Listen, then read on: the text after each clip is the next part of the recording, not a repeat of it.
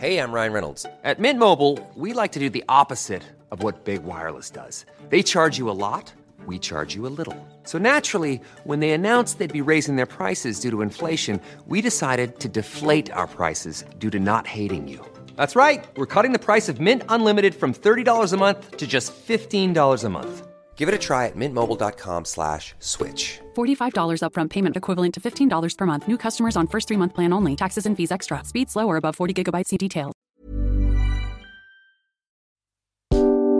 This episode is sponsored by the Jewish Communal Fund, empowering you to give strategically and Jewishly. With JCF, you can simplify your charitable giving, access funds for emergency relief, and make grants quickly in times of crisis. Open a fund with as little as $5,000. Then, make grants to IRS-qualified charities on your own timeline. JCF's donor-advised funds make it easy to manage your giving, maximize your tax savings, and make a lasting impact. Open your fund by December 31st to lock in 2024 tax savings. Learn more at jcfny.org. That's jcfny.org.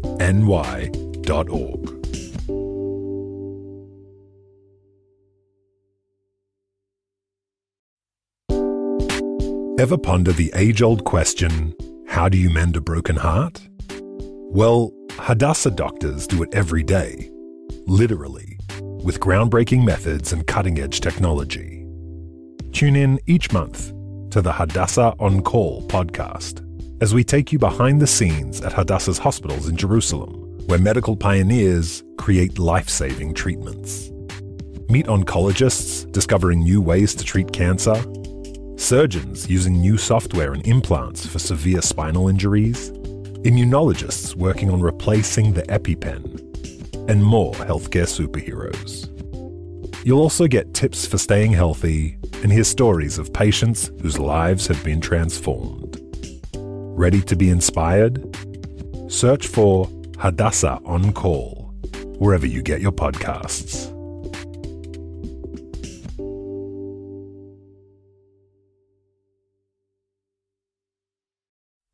So the first call is to one of my sisters. I have 2 twin sisters, and one of them gets the call. The man says, "Hi, my name is this and that. I'm a policeman.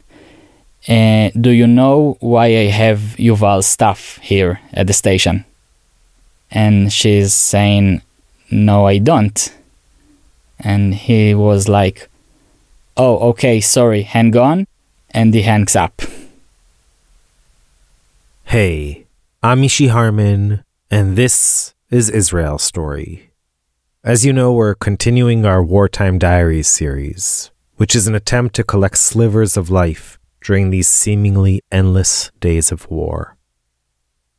On November 30th, 2023, Yuval Kestleman from Mevaseret Zion was driving to work. He stopped at a red light at the entrance to Jerusalem when 2 Palestinian terrorists on the other side of the highway began shooting indiscriminately at passers-by. As soon as he noticed this, Yuval got out of his car, drew his private and legally owned pistol, warned other civilians to get out of harm's way, crossed 6 lanes of traffic, and began shooting at the terrorists. He managed to eliminate one of them, just as 4 other Israelis, including 2 off-duty IDF reservists, also began firing at the attackers. Realizing that he was in the line of fire, and that he himself might be mistaken for one of the terrorists, Yuval began retreating and dropped his pistol. Nevertheless, he was shot.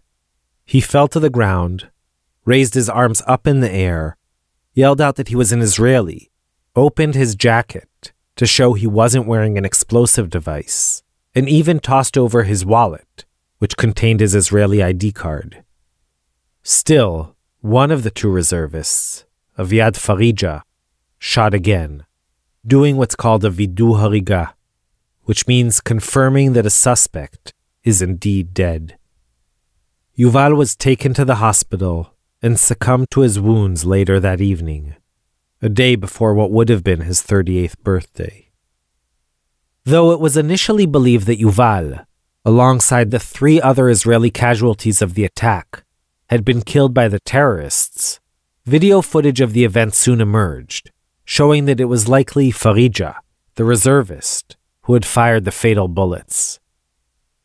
In the hours and days following this tragic sequence of events, the police conducted a flawed investigation and, according to both Yuval's family and others with knowledge of the case, later purposefully covered up its negligence. Farija, the shooter, was ultimately arrested, released, and a year later, now awaits trial. As part of the investigation, and as a result of the police's failure to examine crucial forensic evidence at the time, Yuval's body had to be exhumed. Our producers Adina Karpuch and Mitch Ginsburg sat down with Yuval's brother, Shaked, in our studio in Jerusalem. Here he is. So my name is Shaked Kestleman. I'm 30 years old, live in Jerusalem. I'm living with Moran. We are engaged. We'll be getting married next month. And we have a black Labrador called Rixie. And can you tell me a bit about your brother? Sure. The age gap between me and Yuval is 9 years. That's a lot, especially from the point of view of the younger child. So I always looked up to him, admired him. I remember that we shared a room for a couple years in my old house, and he had 2 discs, one of Eyal Golan, one of Hadag Nachash. I knew both of them by heart by the time we split rooms.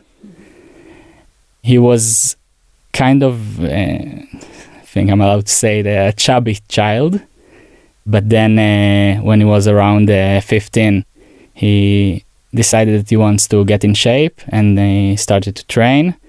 And for me, I remember driving my bicycle when he did his runs. He ran for like 10 kilometers 3 times a week, and I was just trying to keep up with him on my bicycle.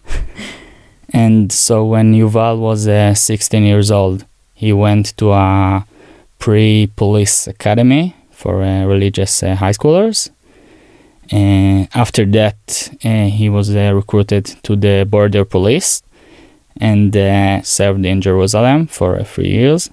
He was at a special crew that helped to prevent a lot of terror attacks in Jerusalem during his service.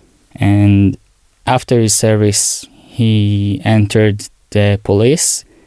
He wanted to be an officer in the police, but that didn't really work out at that time.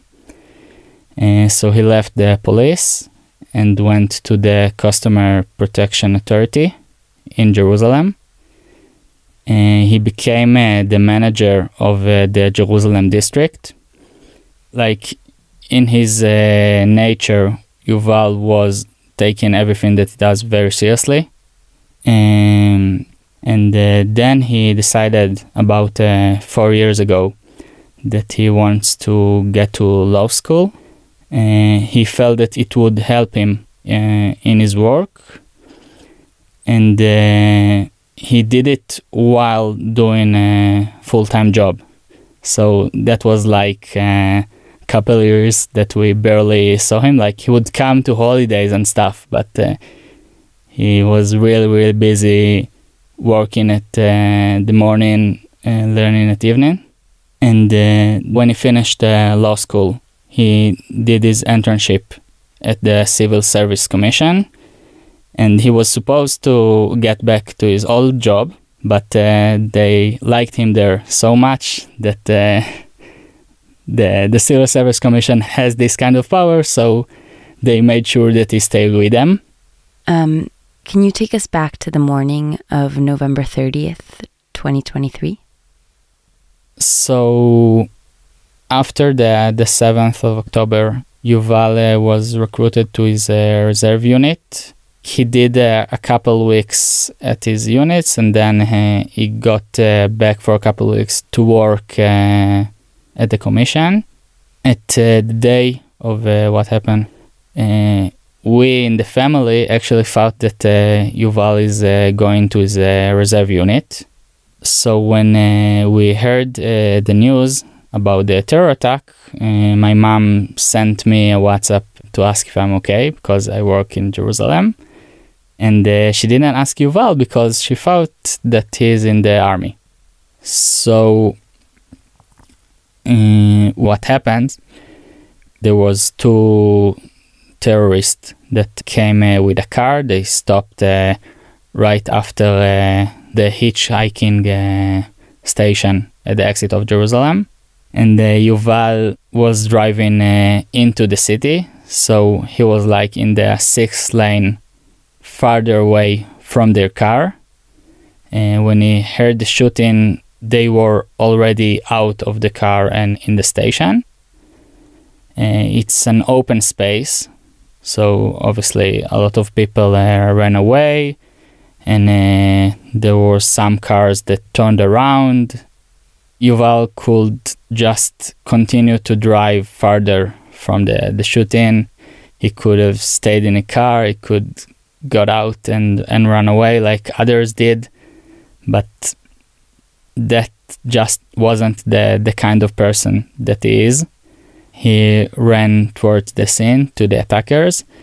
They was just finishing their clip, so they went back to the car.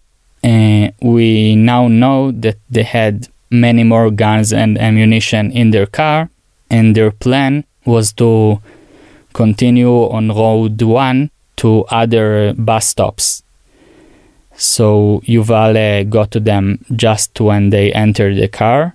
He eliminated the terrorist that was at the driver's seat. And at that time, 2 soldiers came from the other side of the car. Yuval, he realized that he was being shot at. So because of his experience as a policeman and during his service in Jerusalem, he knew and he trained in ways to communicate to others that you are on our side. So, like, when you see the footage, you see that he immediately dropped his pistol and raised his hands and moved away from the car to kind of signal that he's not armed. And at that point, one of the soldiers stopped shooting, but the other soldier did not. Can you tell us a little bit about Aviad Farija? So, from what I know, Aviad was a reserve soldier. He was a combat driver in Gaza in the war.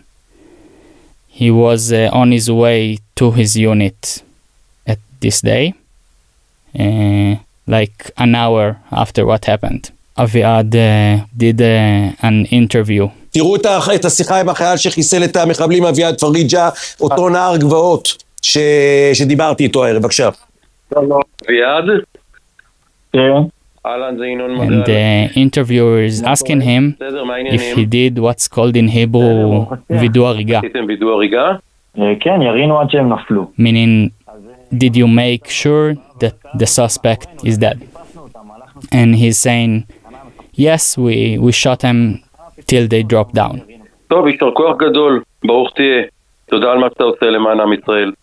And because at the time everyone still thought that Yuval was one of the terrorists, Farija, the shooter, felt he had just been in the right place. And he says on air that any IDF soldier would love to kill a terrorist. And then the interviewer, Inon Magal, he ends the conversation by saying, okay, well done, yeshar koach gadol, baruch tiyeh, thanks for what you do for the people of Israel. Yes. And then all this happened in the early morning. Then what happened? Around 5 p.m., I got a phone call telling me that Yuval was harmed in the attack. And my parents say they're not sure what state he's in. And they just got the message and they're driving to Jerusalem. I got there first. And when I got to the hospital, they said that he's in a real critical state. Yuval fought for his life more than 12 hours.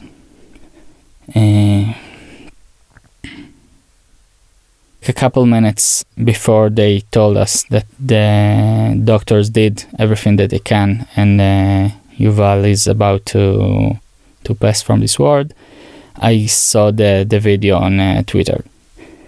In the video, Yuval is on his knees with his hands up. Someone is shouting, "Don't shoot." And then you hear 2 more gunshots and Yuval is falling. So from that video, we know that the soldier that shot Yuval, Aviad Farija, did it while he was unarmed and with his hands up. And I showed it to Moran, my fiancé, and this is actually the first time that I'm connecting the dots and understanding that Yuval is the citizen that came from the other side and not one of the victims at the station. And that is what started the whole nightmare for us, because in another story, Yuval is the one sitting here after he killed a terrorist, telling us about what he did and how he did it. But Farija's decision to do a vidua irga is the reason why I'm sitting here instead of him. Wow. After Yuval's passing, there was a policeman that came to the hospital, and he said that he's there to collect the documentation. There is like a process when the police needs to sign off his release from the hospital to bury him. And I went to this policeman because I've seen the video, and that's a moment that became really critical afterwards, because I said to him, are we 100% sure that there is no open questions of any kind regarding what happened? Because we don't want to be in a situation when we bury Yuval and afterwards there would be open questions that the police would say, well, if we didn't bury him, if we investigated his body, then we would be able to tell you this or that. Mm. And he said there is none, and he will make sure with the officer again. He said that he did. And that's why we released Yuval for his burial without doing an autopsy. So for me, the fact that we had to exhume his body for the trial of Farija, because we learned that without it, it would be pretty much impossible to determine if the bullet that Farija shot was really the one that killed him or not. That's for me the greatest sin of the police. And that's why I think that the police should be investigated. Because a couple of times during the story, a policeman or even a police officer stands in front of us or standing in our home, telling us something, looking us in the eyes and saying, there is no bullets in Yuval's body, so there is no need to check it. And then afterwards, we learned that it was a lie. What motive would they have to lie?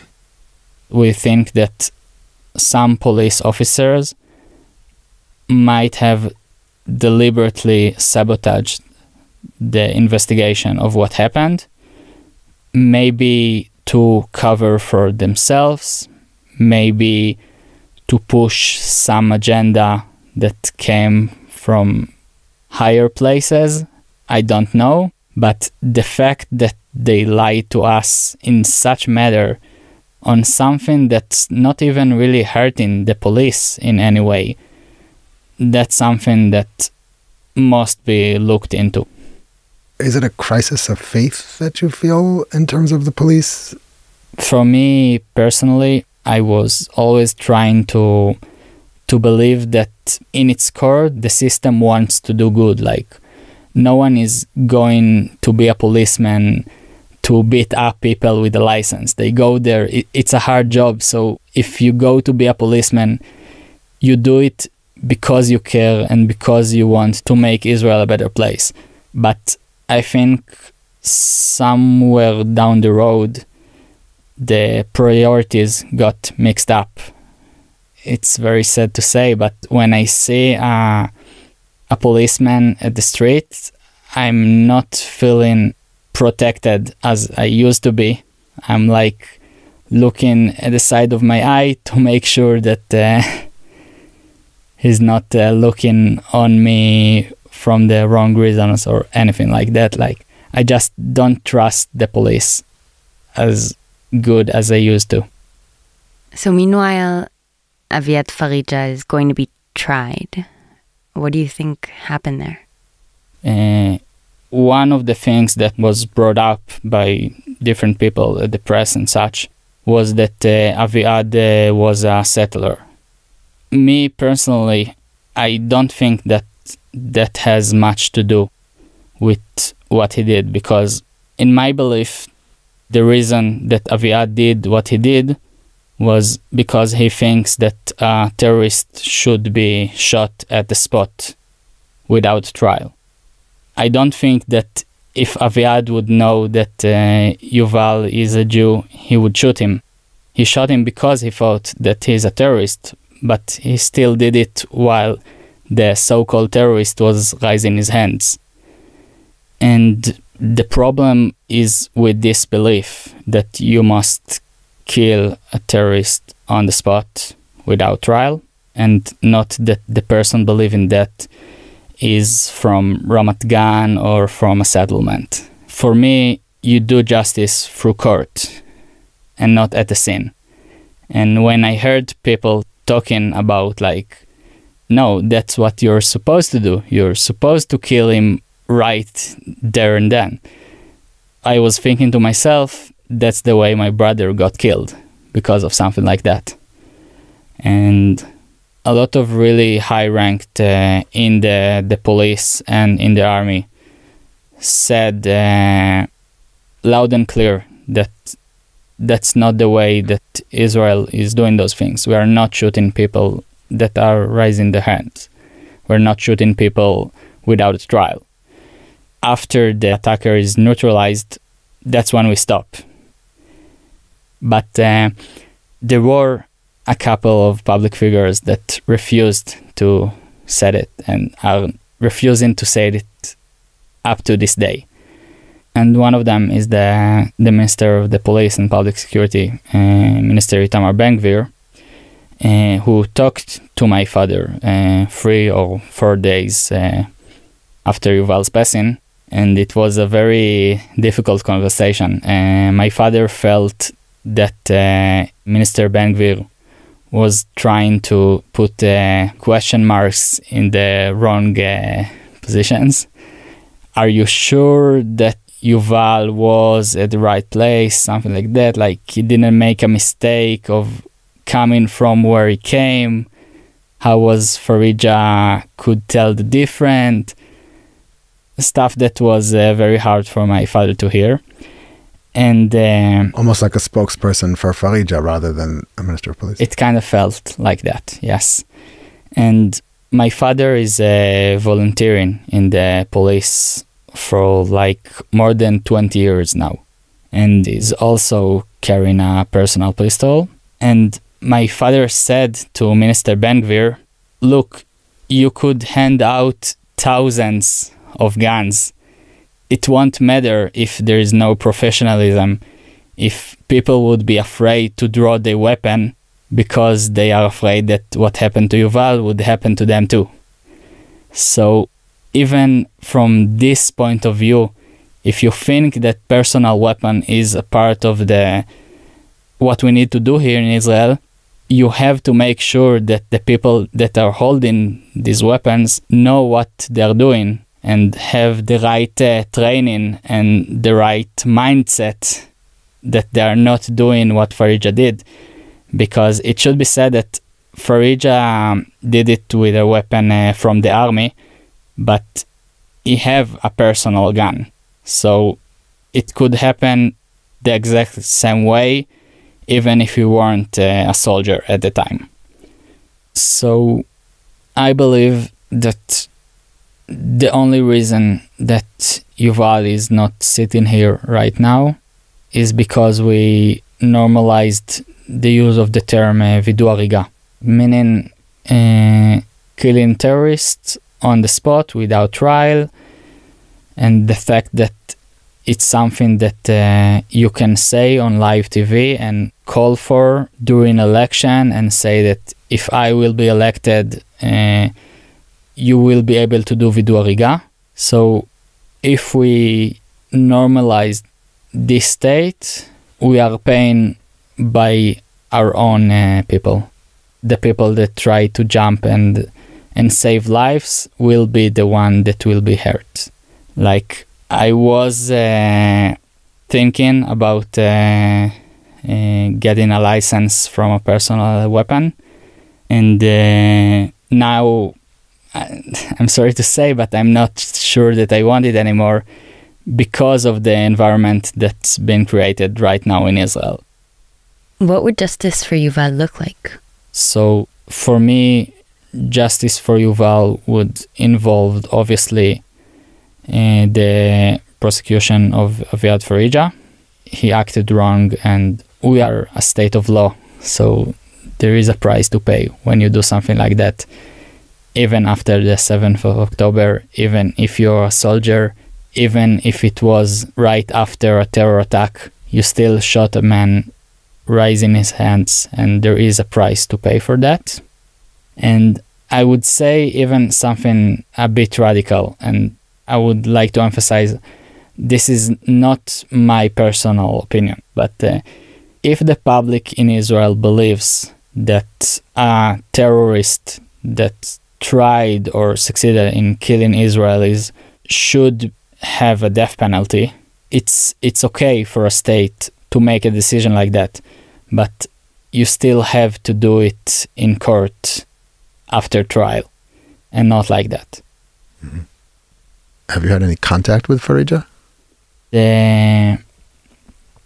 During one of the first days of a Farija trial, his mother came to me. She wanted to apologize. She asked me if maybe I could help them reach out to my father because they want to speak with him, Farija's parents. And I told her that I don't think that it's a really good idea right now, but like I could feel in myself that I don't hate her and I don't hate Aviad, and that's maybe something that I should say more often. Like, I want to believe that if he could go back, that he would choose to do things differently. And regarding his family, I understand that right now they are doing the best they can to get their son out of a very difficult position that he is in. So, a part of my mind is having a hard time taking their apologies sincerely, but I don't know, maybe someday in the future they would be able to meet with my father, and I would be able to believe that when they're saying that they're terribly sorry, I can believe them. But today is just not that day. Does your father still volunteer in the police? Yes, he does. For him, what happened to Yuval and what happened to us in regard of the police doesn't release him for his duty to help make Israel a better place.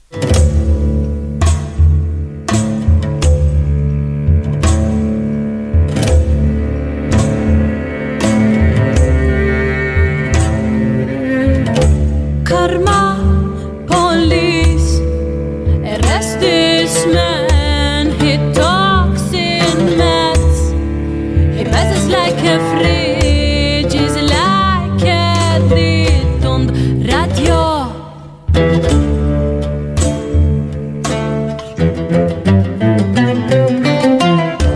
Karma, police, arrest this girl. Her Hitler Herdo is making me feel ill. We had crashed her party.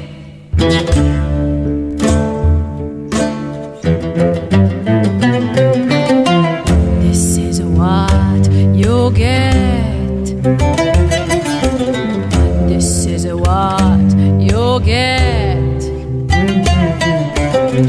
This is what you get when you mess with us.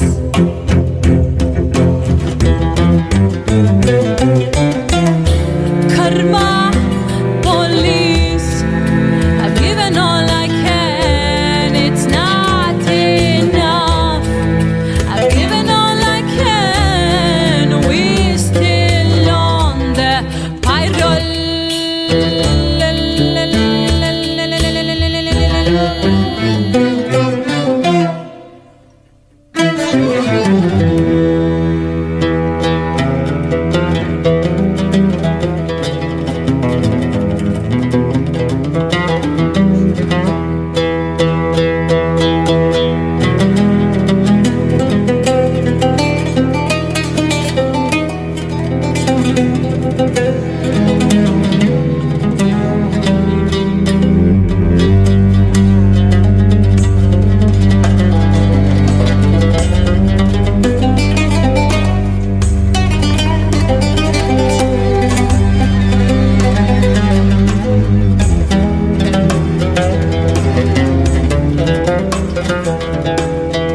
This is what you get.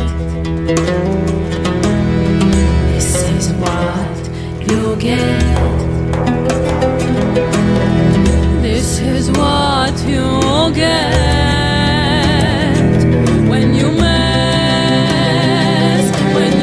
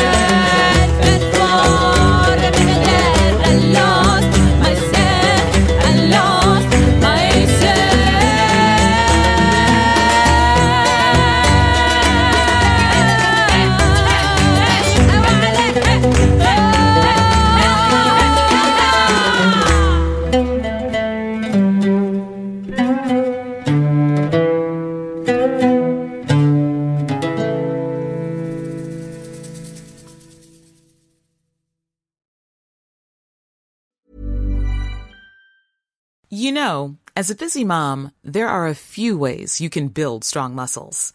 You could get a gym membership which you'll never use, buy all sorts of expensive equipment for your garage that you'll forget you have, pay for a personal trainer that you'll never have time to meet with, and buy a fitness watch that only makes you sad every time you look at it. Or you could go for an easy run and try some milk, which helps build strong muscles. Visit GonnaNeedMilk.com for more info. And please, don't make yourself sad.